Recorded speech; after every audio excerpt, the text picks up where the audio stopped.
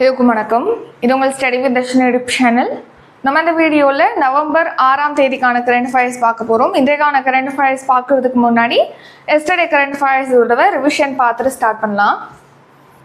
சரி கவனிங்க. நவம்பர் 5ஆம் தேதிக்கான கரண்ட் அஃபேர்ஸ். ஃபர்ஸ்ட் கொஸ்டின், இந்திய தர நிர்ணய அமைப்பின் தலைமை இயக்குநராக நியமிக்கப்பட்டவர் யார்? ஆன்சர் சஞ்சய் கார்க்.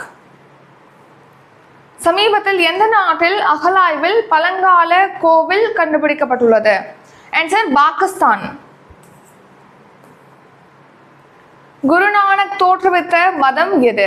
ஆன்சர் சீக்கிய மதம். இந்தியாவுக்கும் எந்த நாட்டிற்கும் இடையே சமீபத்தில் பாதுகாப்பு உறவு தொடர்பான ஒப்பந்தம் கையொப்பமாகி உள்ளது? Answer Israel. வங்கிகள் எந்த ஆண்டு தேசியமயமாக்கப்பட்டது? ஆன்சர் 1969ஆம் ஆண்டு.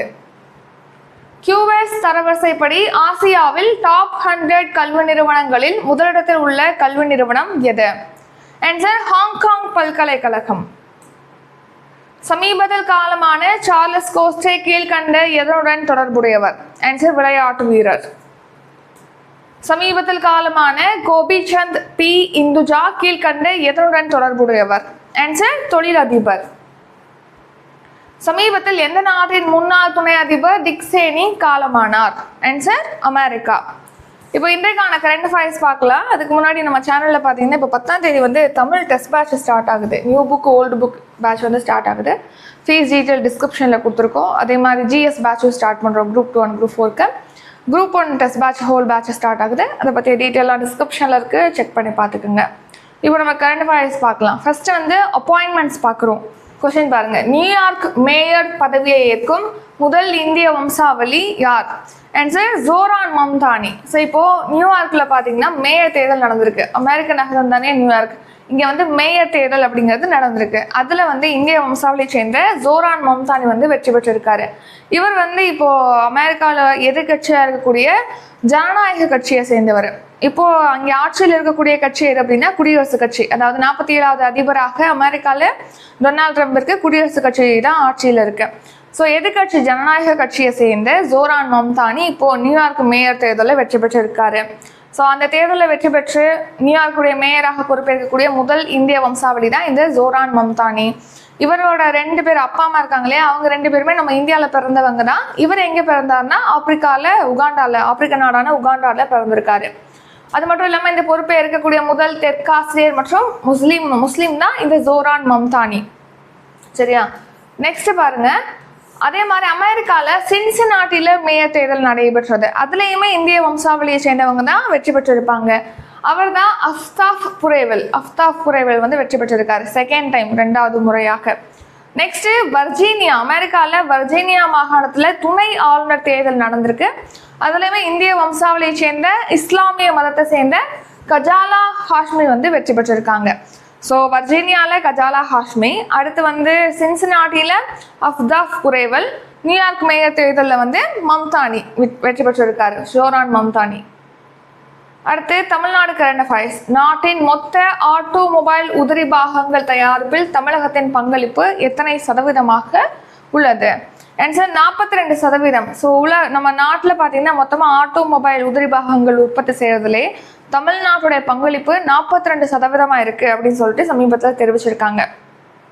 உங்களுக்கான கொஸ்டின், இப்போ உலகளாவிய பொருளாதாரத்தில் இந்தியாவுடைய பங்களிப்பு அப்படிங்கிறது எத்தனை % இருக்கு? நம்ம ரீசெண்டாக தான் இந்த கொஸ்டின் பார்த்துருப்போம் கரண்ட் அஃபேர்ஸ்ல. இதுக்கு ஆன்சர் பண்ணிருங்க. அடுத்து பாருங்க, நம்ம நாட்டிலே ஆட்டோமொபைல் உதிரி பாகங்கள் தயாரிப்புல தமிழ்நாட்டோட பங்களிப்பு 42%. அதே மாதிரி மின்சார வாகனங்கள் தயாரிப்புல இந்தியாவுடைய தலைநகராக தமிழ்நாடு விளங்குது அப்படின்னும் தெரிவிச்சிருப்பாங்க. அதே மட்டும் இல்லாமல் நெல் உற்பத்தி, அப்புறம் இந்த மாதிரி பயிர் உற்பத்திலாம் தமிழ்நாடு முன்னிலை வகுக்குது அப்படின்னு பார்த்துருப்போம். காஃபி உற்பத்தியில் Tamil Nadu 3rd place, Karnataka 1st place, 2nd place Kerala அப்படின்னு பார்த்துருப்போம். இதெல்லாமே நோட் பண்ணிக்கோங்க. அடுத்ததான் national current affairs. Vande Mataram பாடல் எந்த ஆண்டு பங்கிம் சந்திர சட்டர்ஜியால் இயற்றப்பட்டது? ஆன்சர் 1875ஆம் ஆண்டு. 1875 தான் பங்கிம் சந்திர சட்டர்ஜி அவர்களால் வந்தே மாதரம் இயற்றப்பட்டது. ஸோ இது இயற்றப்பட்டு இப்போ 150 ஆண்டுகள் ஆயிடுச்சு. ஸோ அதை செலிப்ரேட் பண்ணுற வகையில் பார்த்தீங்கன்னா இப்போ அதை பற்றி நம்ம பார்க்குறோம். 150வது ஆண்டு கொண்டாட்டத்தை பிஜேபி சார்பில் கொண்டாடுறாங்க ஒரு 150 இடங்கள்ல. அதனாலதான் பத்தி பாக்குறோம். வந்தே மாதரம் பாடல் அப்படிங்கிறது 1875 பக்கிம் சந்திர சட்டர்ஜி அவர்களால் இயற்றப்பட்டது. இதை வந்து ரவீந்திரநாத் தாகூர் அவர்கள் பார்த்தீங்கன்னா 1896 கொல்கத்தாவில் நடைபெற்ற காங்கிரஸ் மாநாட்டில் பாடியிருப்பார். ஸோ அதுக்கப்புறம் தான் இந்த பாடல் அப்படிங்கிறது ஒரு பெருவாரியா எல்லாருக்கும் தெரிஞ்ச ஒரு புகழ் பெற்றது இந்த பாடல். நெக்ஸ்ட் 1950 அரசியல் நிர்ணய சபையானது இதை தேசிய பாடலாக அங்கீகரிச்சது. ஸோ அப்போ வந்தே மாதரம் தான் நம்மளுடைய தேசிய பாடலாக இருக்கு. ஸோ இப்போ வந்தே மாதர பாடல் இயற்றப்பட்டு 150 ஆண்டுகள் நிறைவை வந்து இப்போ கொண்டாடுறோம் இந்த வருஷம். அதே மாதிரி இந்த வருஷம் 150வது பிறந்த நாள் அப்படிங்கிறது சர்தார் வல்லபாய் பட்டேலுடைய பிறந்த நாள் கொண்டாடணும். அது மட்டும் இல்லாமல் பிர்சா முண்டா பழங்குடிய தலைவருடைய 150வது பிறந்த நாள் தான் இந்த வருஷமும். அவருடைய பிறந்த நாள் நவம்பர் 15. அடுத்து ஸ்டேட் அண்ட் ஸ்கீம் பார்க்கலாம். பொறுத்துக பாருங்க, தமிழ்நாடு வந்து மகளிர் உரிமை தொகை திட்டம் ஸ்டார்ட் பண்ணியிருக்காங்க. So first correct. மகாராஷ்டிராவில் முக்கியமந்திரி மச்கி லட்கி பஹின் யோஜனா ஸ்டார்ட் பண்ணியிருக்காங்க. அடுத்து கர்நாடகாவில் கிரகலட்சுமி ஸ்கீம். டெல்லியில் முதல்வர் மகிழா சம்மன் யோஜனா திட்டம். ஸோ 4மே கரெக்டாக தான் பொருந்திருக்கு. ஆன்சர் வந்து 1, 2, 3, 4. ஏன் இப்போ இந்த ஸ்கீம் எல்லாம் பற்றி பார்க்குறோம் அப்படின்னா, இந்த ஸ்கீமில் உள்ள சிமிலாரிட்டிஸ் என்ன அப்படின்னு கேட்டிங்கன்னா, இந்த 4 ஸ்கீமுமே, இந்த 4 மாநிலங்களில் தொடங்கப்பட்ட இந்த 4 திட்டங்களுமே பெண்களுக்கு உதவித்தொகை அல்லது ஊக்கத்தொகை கொடுக்கக்கூடிய ஒரு திட்டம் தான் இந்த 4 திட்டமுமே. அதாவது தமிழ்நாட்டில் 2023 செப்டம்பர்ல 15ஆம் தேதி வந்து ஸ்டார்ட் பண்ணியிருப்பாங்க மகளிர் உரிமை தொகை திட்டம். எதுக்காக அப்படின்னா, பெண்களுக்கு, தகுதி வாய்ந்த குடும்ப தலைவர்களுக்கு மாதந்தோறும் 1000 ரூபாய் வழங்கணும்னு சொல்லிட்டு. அதே மாதிரி தான் அங்கே உள்ள பெண்களுக்கு மகாராஷ்டிராவில் தொடங்கப்பட்ட ஒரு ஸ்கீம் தான் முக்கியமந்திரி மச்கி லட்கி பஹின் யோஜனா. அடுத்து கர்நாடகாவில் கிரகலட்சுமி திட்டம் தொடங்கியிருப்பாங்க. இதில் வந்து 2000 ரூபாய் குடும்ப தலைவர்களுக்கு வழங்கப்படும் சொல்லி. அடுத்து டெல்லியில் முதல்வர் மகிழா சம்மன் யோஜனா, பெண்களுக்கு உதவித்தொகை கொடுக்கணும்னு ஸ்டார்ட் பண்ணியிருப்பாங்க. எதுக்காக பெண்களுக்கு வந்து உதவித்தொகை கொடுக்கக்கூடிய திட்டத்தை பற்றி இப்போ நம்ம பார்க்குறோம் அப்படின்னா, ஃபர்ஸ்ட் ஸ்டார்டிங்ல ஒரு 2 ஸ்டேட்ல தான் இந்த ஸ்கீம், இந்த மாதிரி பெண்களுக்கு நிதி உதவி அளிக்கக்கூடிய திட்டம் அப்படிங்கிறது இருந்திருக்கும். இப்போ அந்த திட்டங்கள் பார்த்தீங்கன்னா 12 மாநிலங்கள்ல வந்து கொண்டு போயிடுறாங்க. அப்போ இந்த நிதியாண்டுல 2025 என்ன ஆகுது அப்படின்னா, அந்த 12 மாநிலங்கள்ல உள்ள பெண்களுக்கு நிதி உதவி வழங்கும் திட்டம் செயல்படுத்தப்படுறதுனால நமக்கு நிதி எவ்வளவு தேவைப்படுது அப்படின்னா 1.68 லட்சம் கோடி நிதியானது இதுக்காக, இந்த ஸ்கீமுக்காக செலவாகும். இதனால அந்த மாநிலங்கள்ல வந்து வருவாய் பற்றாக்குறை அப்படிங்கிறது ஏற்படும் சொல்றாங்க. முக்கியமா ஒரு 6 மாநிலங்கள்ல வருவாய் பற்றாக்குறையை எதிர்நோக்கி இருக்கு இந்த ஸ்கீம் செயல்படுத்துறதுனால அப்படின்னு சொல்லி இப்போ ரீசெண்டா PRS லெஜிஸ்லேட்டிவ் ரிசர்ச் வெளியிட்டுள்ள அறிக்கையில தெரிவிச்சிருக்காங்க. சரி, அப்படி என்னென்ன மாநிலங்கள்ல பெண்களுக்காக நிதி உதவி வழங்குவதற்காக என்னென்ன திட்டம் செயல்படுத்துறாங்க? பெண்களுக்கு நேரடியாக அவங்களுடைய வங்கி கணக்கிலே பண பரிமாற்றம் செஞ்சிருவாங்க இந்த ஸ்கீம்ல. ஸோ பாருங்க, ஃபர்ஸ்ட் வந்து அசாம்ல வந்து ஒரு நோடாய் அப்படிங்கிற ஒரு ஸ்கீம். அடுத்து சத்தீஸ்கர்ல பாத்தீங்கன்னா மக்தாரி வந்தன் யோஜனா செயல்படுத்துறாங்க. அடுத்து டெல்லியில முக்கியமந்திரி மகிழா சம்மன் யோஜனா. கர்நாடகால வந்து கிரகலட்சுமி. மத்திய பிரதேசத்துல லட்லி பெஹ்னா ஸ்கீம் செயல்படுத்துறாங்க. மகாராஷ்டிரால முக்கியமந்திரி மச்கி லட்கி பஹின் யோஜனா. ஒடிசால சுபத்ரா யோஜனா. நம்ம தமிழ்நாட்டுல மகளிர் உரிமை தொகை திட்டம். வெஸ்ட் பெங்கால்ல பாத்தீங்கன்னா லக்ஷ்மீர் பந்தர் அப்படிங்கிற பேர்ல பெண்களுக்கு நிதி உதவி வழங்குறதுக்காக அந்தந்த மாநிலங்கள்ல இந்த திட்டங்கள்லாம் செயல்படுத்திட்டு வராங்க. ஜார்க்கண்ட்ல பாத்தீங்கன்னா 2500 ரூபாயாக கூட அந்த மந்த்லி கொடுக்குற அமௌண்ட்டை வந்து இன்க்ரீஸ் பண்ணியிருக்காங்க பெண்களுக்கு. மகாராஷ்டிராவில் இந்த திட்டத்தை ஸ்டாப் பண்ணியிருப்பதாகவும் இப்போ தெரிவிச்சிருக்காங்க. அடுத்து தமிழ்நாடு. திருக்கோவில்களின் பயிற்சி பள்ளி மாணவர்களுக்கு உயர்த்தப்பட்ட ஊக்கத்தொகை டேஷ். ஆன்சர் 10,000 ரூபாய். இப்போ பார்த்தீங்கன்னா அந்த திருக்கோவில்களில் வந்து அர்ச்சகராக இருக்கிறது, அங்கே மேற்கொள்றதுக்காக பயிற்சி பள்ளி, அர்ச்சகர் ஆகிறது, ஓதுவர் ஆகிறதுக்கான பயிற்சி பள்ளிகள்லாம் இருக்கு இல்லையா? தமிழ்நாட்டில் அதுக்காக ஒரு 18 பள்ளிகள் இருக்கு. இந்த 18 பள்ளிகளில் படிக்கக்கூடிய மாணவர்களுக்கு பார்த்தீங்கன்னா ஊக்கத்தொகை வழங்குறாங்க. இப்போ 10,000 அந்த ஊக்கத்தொகையை இன்க்ரீஸ் பண்ணியிருக்காங்க. ஸோ முழு நேரம் திருக்கோவில்களில் வந்து அர்ச்சகர், ஓதுவர் ஆகிறதுக்காக முழு நேர பள்ளியில படிக்கிறாங்க அப்படின்னா அவங்களுக்கு 10,000. பகுதி நேர பள்ளியில படிக்கிறாங்க அப்படின்னா அவங்களுக்கான ஊக்கத்தொகை 5,000 இன்க்ரீஸ் பண்ணியிருக்காங்க. ஸோ கவனிங்க, திருக்கோவில்கள்ல பயிற்சி பள்ளி மாணவர்களுக்கு இப்போ ஊக்கத்தொகை முழு நேர படிக்கக்கூடிய மாணவர்களுக்கு 10,000 ரூபாயாகவும், பகுதி நேரம் படிக்கக்கூடிய மாணவர்களுக்கு வந்து 5,000 ரூபாயாகவும் ஊக்கத்தொகையை இன்க்ரீஸ் பண்ணியிருக்காங்க. ஸோ திருக்கோவில்கள் சார்பில் பார்த்தீங்கன்னா தமிழ்நாட்டில் அர்ச்சகர் பயிற்சி பள்ளி, ஓதுவார் பயிற்சி பள்ளி, தவில் நாகசுர பயிற்சி பள்ளி, வேத ஆகம பாடசாலைகள், அடுத்து பார்த்தீங்கன்னா திவ்ய பிரபந்த பாடசாலை அப்படின்னு சொல்லிட்டு ஒரு 18 பயிற்சி பள்ளிகள் இருக்கு. இங்கே படிக்கக்கூடிய அந்த மாணவர்களுக்கு தான் இந்த ஊக்கத்தொகை. முழு நேரம்னா 10,000, பகுதி நேரம் அப்படின்னா 5,000 ரூபாய். Tamil Nadu current affairs. காசநோயால் பாதிக்கப்பட்டவர்களுடைய ஊட்டச்சத்தை மேம்படுத்த ஒவ்வொரு மாதமும் பாதிக்கப்பட்டவர்களின் வங்கி கணக்கில் டேஷ் ரூபாய் செலுத்தப்படுகிறது. ஆன்சர் 1000 ரூபாய்.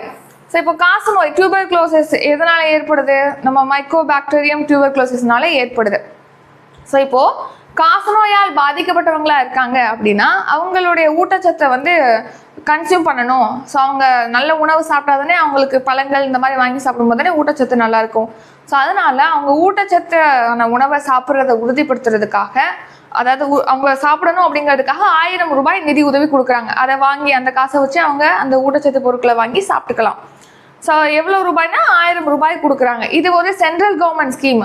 அதாவது பார்த்தீங்கன்னா நிக்ஷய் போஷன் அப்படிங்கிற ஒரு திட்டத்தின் கீழ் தான் இந்த 1000 ரூபாய் காசு நோயாளிகளுக்கு மந்த்லி அவங்களோட வங்கி கணக்கில் செலுத்தப்பட்டு வருது. இந்த நிக்ஷய் போஷன் அப்படின்னு சொல்லி பார்க்குறோம் இல்லையா, அந்த ஸ்கீம் 2018 ஏப்ரலில் லான்ச் பண்ணியிருப்பாங்க. சுகாதார மற்றும் குடும்ப நல அமைச்சகத்தின் சார்பில் தான் இந்த நிக்ஷய் போஷன் யோஜனா அப்படிங்கிறது செயல்படுத்தப்படுது. இதோட நோக்கம் என்னன்னா, இப்போ காசநோயால் பாதிக்கப்பட்டு சிகிச்சை பெறக்கூடிய டைம்ல அந்த காசநோயால் பாதிக்கப்பட்டவங்க ஊட்டச்சத்துக்கான ஆதரவை கொடுக்கணும், அவங்க ஊட்டச்சத்து மிகுந்த பொருட்களை வாங்கி சாப்பிட்றதுக்காக நிதி உதவியை கொடுக்கணும் அப்படிங்கிற வகையில் தான் இந்த ஸ்கீம்.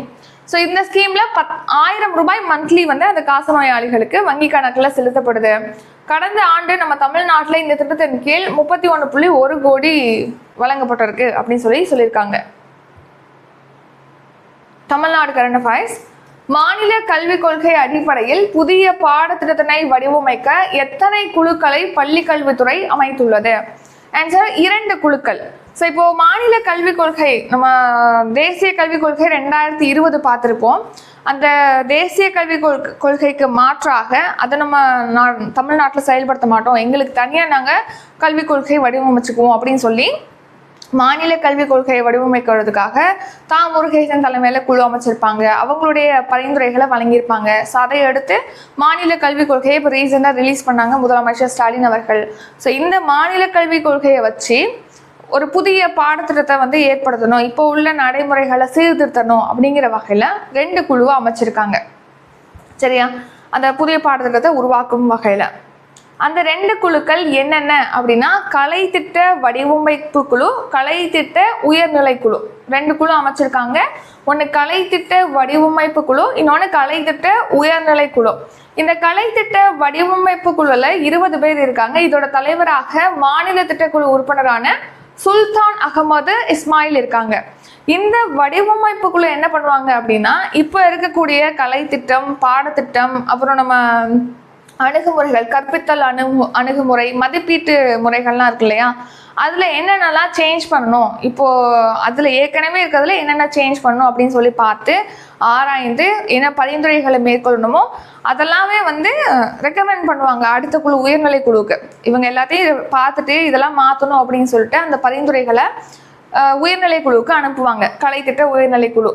இந்த கலைத்திட்ட உயர்நிலை குழு இப்போ உள்ள மாநில கல்விக் கொள்கை அடிப்படையில் என்னென்ன சீர்திருத்தங்களை அதில் மேற்கொள்ளணும் அப்படின்னு சொல்லிட்டு அந்த பரிந்துரையை செக் பண்ணி ஃபைனல் பண்ணுவாங்க, இறுதி பண்ணுவாங்க. சீர்திருத்த நடவடிக்கைகள் குறித்து பரிந்துரைகளை கலந்து ஆலோசித்து இவங்க ஃபைனல் பண்ணுவாங்க, இறுதி செஞ்சுவாங்க இந்த உயர்நிலை குழு.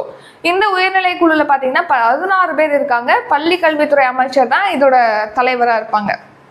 யார் பள்ளிக்கல்வித்துறை அமைச்சர்? இப்போ அன்பில் மகேஷ் பொய்யாமொழி அவர்கள் தானே பள்ளிக்கல்வித்துறை அமைச்சர். அவர் தலைமையில தான் இந்த குழு அமைச்சிருக்காங்க. நெக்ஸ்ட் இதுல நம்ம இந்த 2 குழு அமைச்சிருக்காங்க இல்லையா, இதுல உறுப்பினர்களாக யார் யாரெல்லாம் இருக்காங்க அப்படின்னா, இந்திய கிரிக்கெட் அணியுடைய முன்னாள் வீரர் ரவிச்சந்திரன் அஸ்வின், அப்புறம் இஸ்ரோவுடைய தலைவர் நாராயணன், ஓவியர் மணியம் செல்வன், அப்புறம் அறிவியலாளர் தாவி வெங்கடேஸ்வரன், இவங்கெல்லாம் இதுல உறுப்பினர்களாக இருக்காங்க. அடுத்து ஸ்போர்ட்ஸ். ஜூனியர் ஆடவர் ஹாக்கி உலகக்கோப்பை போட்டி தமிழ்நாட்டில் எந்த நகரத்தில் நடைபெற உள்ளது? ஆன்சர் சென்னை மற்றும் மதுரை. ஆன்சர் வந்து 1 and 2, சென்னை மதுரை. நம்ம தமிழ்நாட்டில் தான் இந்த வருஷம் நடத்துறாங்க இந்த ஜூனியர் ஆடவர் ஹாக்கி உலகக்கோப்பை போட்டி. அது 2 நகரங்களில் நடத்துறாங்க, ஒன்று சென்னை, இன்னொன்று மதுரை. இப்போ எதுக்காக இந்த போட்டி பற்றி பார்க்குறோன்னா, இந்த போட்டிக்கான இந்த ட்ராஃபி இருக்குல்ல, வெற்றி பெற்றவங்களுக்கு இந்த சாம்பியன் கோப்பை கொடுப்பாங்களே, அந்த கோப்பையை இப்போ வெளியிட்டிருக்காங்க, அறிமுகப்படுத்தியிருக்காங்க நம்ம முதலமைச்சர் ஸ்டாலின் அவர்கள். அதனால தான் பார்க்குறோம். ஸோ இப்போது சென்னை மதுரையில் ஜூனியர் ஆடவர் ஹாக்கி உலகக்கோப்பை போட்டி அப்படிங்கிறது தமிழ்நாடு விளையாட்டு மேம்பாட்டு ஆணையம், அப்புறம் சர்வதேச ஹாக்கி சம்மேளனம், ஹாக்கி இந்தியா ஆகிய அமைப்புகளின் சார்பில் நடத்துறாங்க. நவம்பர் 28 டிசம்பர் 10 வரைக்கும் நடக்க போகுது. இந்த வருஷம் நடத்தப்படுறது வந்து 14வது பதிப்பு. அதுக்கான கோப்பையை தான் இப்போ ரிலீஸ் பண்ணியிருக்காங்க, அறிமுகப்படுத்தியிருக்காங்க. இந்த போட்டியில 24 நாடுகள் வந்து பங்கேற்கிறாங்க. இந்த போட்டியை நடத்துறதுக்காக தமிழ்நாடு எவ்வளவு ஒதுக்கீடு செஞ்சிருக்காங்கன்னா 44.36 கோடி. ஸோ இந்த போட்டி நம்ம தமிழ்நாட்டில் நடத்தப்படுறது இதான் ஃபர்ஸ்ட் டைம். ஸோ இதுக்கு முன்னாடி ஒரு சில முக்கியமான போட்டிகளும் நடத்திருக்காங்க. செஸ் ஒலிம்பியாட் போட்டி, ஆசிய ஹாக்கி சாம்பியன்ஸ் கோப்பை, ஸ்குவாஷ் உலக கோப்பை, சென்னை ஓப்பன் டென்னிஸ், இதெல்லாமே வந்து தமிழ்நாடு இதுக்கு முன்னாடி நடத்தின முக்கியமான போட்டிகள். அதை தொடர்ந்து இப்போ ஜூனியர் உலக ஹாக்கி கோப்பை போட்டியை வந்து நடத்த போறாங்க சென்னையிலையும் மதுரையிலையும். ரீசனாக பார்த்தீங்கன்னா மகளிருக்கான ஒரு நாள் உலகக்கோப்பை கிரிக்கெட் போட்டி நடந்துச்சு. அதில் நம்ம இந்திய அணி தென்னாப்பிரிக்கா அணியை வீழ்த்தி சாம்பியன் ஆனாங்க அப்படின்னு பார்த்துருப்போம். அதில் சாம்பியன் ஆனது ஃபர்ஸ்ட் டைம், இந்தியா வந்து சாம்பியன் ஆனது ஃபர்ஸ்ட் டைம். இது வந்து ரீசன்ட் நியூஸ். அடுத்து கரண்ட் அஃபேர்ஸ் ரிவிஷன் பார்க்கலாம். 6 November current affairs revision. New York mayor பதவியை ஏற்கும் முதல் இந்திய வம்சாவளி யார்? ஆன்சர் ஜோரான் மம்தானி. நாட்டின் மொத்த ஆட்டோமொபைல் உதிரி பாகங்கள் தயாரிப்பில் தமிழகத்தின் பங்களிப்பு எத்தனை சதவீதம்? ஆன்சர் 42%. வந்தே மாதரம் பாடல் எந்த ஆண்டு பக்கிம் சந்திர சட்டர்ஜியால் இயற்றப்பட்டது? ஆன்சர் 1875. பொறுத்துக. ஆன்சர் வந்து 1, 2, 3, 4. தமிழ்நாட்டில் மகளிர் உரிமை தொகை திட்டம், மகாராஷ்டிரால முக்கிய மந்திரி மச்கி லட்கி பகின் யோஜனா, கர்நாடகால கிரகலட்சுமி, டெல்லியில முதல்வர் மகிழா சம்மன் யோஜனா.